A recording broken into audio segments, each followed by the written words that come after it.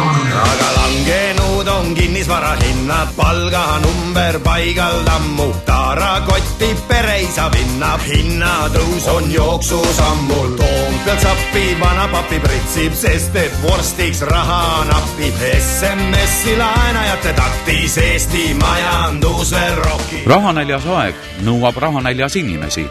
Tülide ajastu tekitab ka tülisid ja solvumisi. Eesti väikeloomade arstid on solvunud. Miks? Aga sellepärast, et loomakaitsjad on väitnud, et tohtrihärrad ja prouad koorivad rahvalt liiga palju raha oma tasku.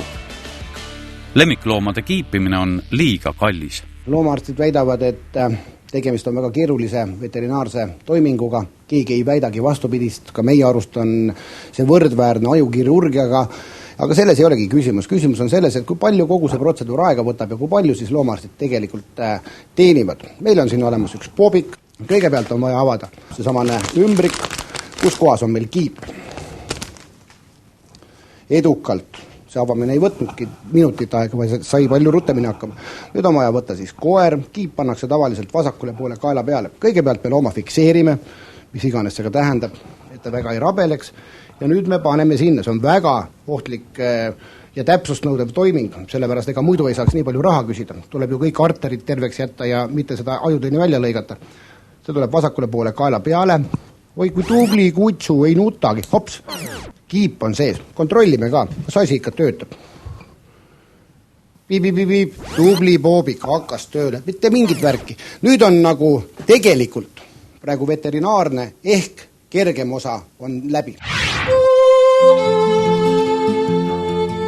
Kui me võtame laias laastus, et iga asi võtab 5 minutit, et ütleme, ega me vaatame ka koera kõrvad üle ennem ja kas ta on muidu terve, kui ta kiibi saab, siis kiipimine läheb 5 minutit, paberite täitmine 5 minutit ja interneti kandmine samuti 5 minutit. Nüüd võtame papi, raha me arvestame kõik, vaatame, kus me selle raha paneme nüüd.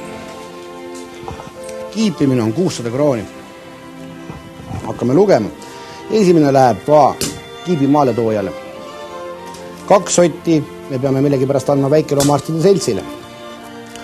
3 sotti üles. 3 sotti, see on minu. See läheb kliiniku.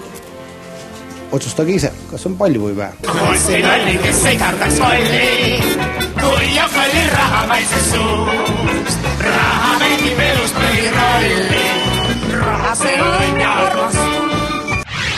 Kuigi Tallinn maksab 300 krooni rahvakeeli tõpratohteritele peo peale ja linnakodanik paneb 50 veel omalt poolt juurde, siis ikka oli rahakröönijatele vähe.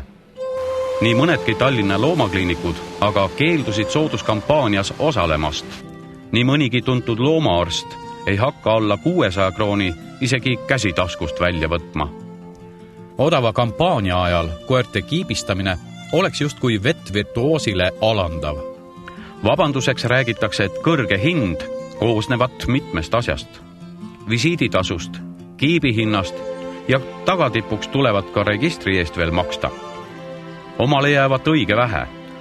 Jah, eks Murphy seaduski ütleb, et kui sa oled vahele jäänud, siis aja asi segaseks.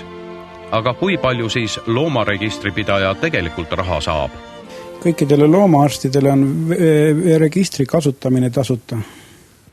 Aga millisest registri tasustad siis räägivad kogu aeg? Ei tea, ei oska öelda, aga mitut registrit ei ole, kõik loomaarstid kasutavad meie registrit, mis on nüüd muutunud üleriigiliseks. Meil pidu käib ka katku ajal, raha tuleb, raha läheb.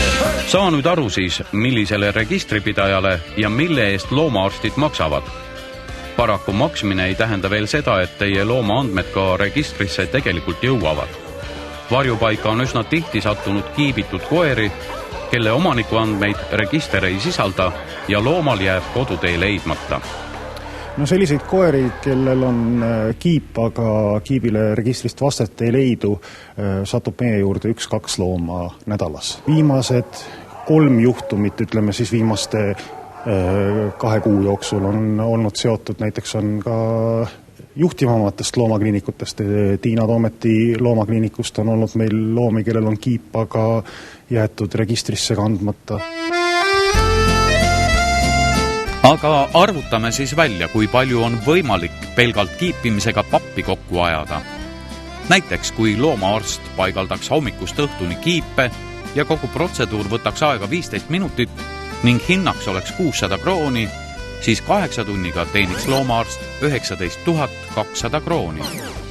40-tunnise töönädalaga oleks teenistus juba 96 000 ja kuuteenistus ei oleks rohkem ega vähem kui 384 000 krooni.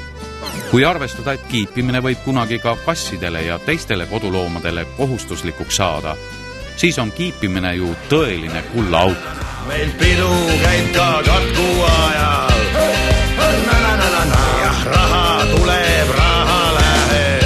Väikeloomaarstid on süüdistanud Tallinna varjupaikaga turu solkimises. Kas te oskate öelda siis täpselt, mida tähendab turu solkimine?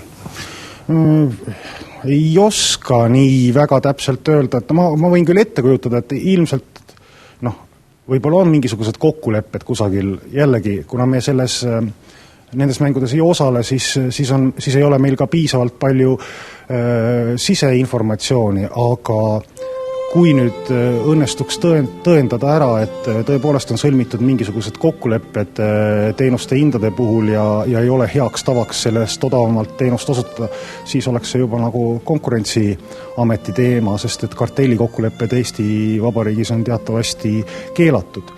Küll oleme me kuulnud küll vihjeid selles suunas, et nii meie loomaarstid kui ka Tartu koduta loomade varjupaiga aadressil on olnud selliseid süüdistusi, et võiksid oma hinnapoliitikat korrigeerida või natukene nagu visiiditasusid või midagi muud sinna juurde panna.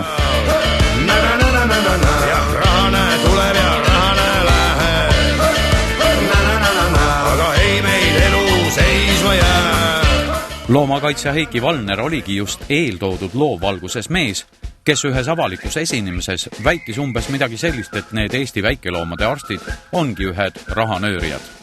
Vettarstid solvunud selle peale, palganud advokaadi ja ähvardavad kohtuga.